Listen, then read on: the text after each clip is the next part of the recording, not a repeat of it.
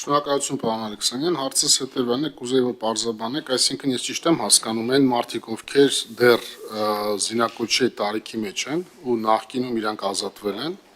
ցանկացած պահին մենք կարող ենք իրանց հրավիրել եւս մեկ անգամ անցնեն այդ բժշկական փորձաքննություն ու դրանից հետո արդեն որոշում կայացվի։ Այսինքն եթե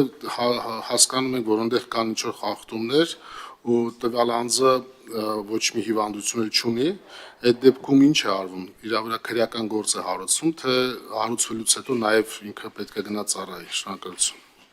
Շնորհակալություն, պարոն Մեհրաբյան, տեսեք, ոչ, մենք հիմա չենք կարող այս օրենքի ընդունումից հետո անգամ պատահական sense կամայական սկզբունքով այդ մատյանը բացենք, ասենք, այ այս մեկը ազատվել, այ դու մի հատ գնա լրացուցիչ փորձաքննության, այլ բոլոր այն դեպքերում, երբ որ կա հարուցված քրեական վարույթ, որ այսինչ մարդը ենթադրաբար ազատվել է կեղծ փաստաթղթերով, խուսափել է ապօրինի ճանապարհով զինվորական ծառայությունից, այդ դեպքում միայն իրան կարող է իրավապահ համակարգը ասել գնա հանձի փորձաքննություն, ու եթե ինքը հրաժարվի, այդ դեպքում նախատեսվում է 1-ից 3 տարի ազատազրկում։ Այսինքն մենք չենք պատահականության սկզբունքով չել, ես կարող եմ նույնիսկ իրավիճակները նկարագրել, մոտավոր օրինակ մի տեսական իրավիճակ նկարագրեմ, ենթադրենք այս տարիներին էլ բարբերաբար ձերբակալվում են այս կամ այն բուժհաստատության բժիշկներ, ովքեր որ ակնհայտորեն կաշառքի դիմաց կեղծ տեղեկանքներ են տվել։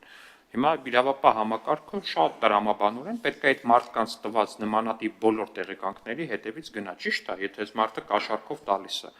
Ու հետևաբար քրեական վարույթ արդեն իսկ կա հարուցված, ու այդ քրեական վարույթի շրջանակներում օրինակ այդ մարդու կողմից տեղեկանք ստացած յուրաքանչյուր մարդու, այո, կարող գնան ասեն, գնա լրացուցիչ փորձաքննություն անցի հարգելի քաղաքացի, բայց պատահական կամայական կերպով ուղղակի գրանցամատյանները բացել, մեկի վրա մատը դնել, չեն կարող։ Հավանիչ տեսանյութը եւ բաժանորդագրվիչ նորությունները բաց չթողնելու համար։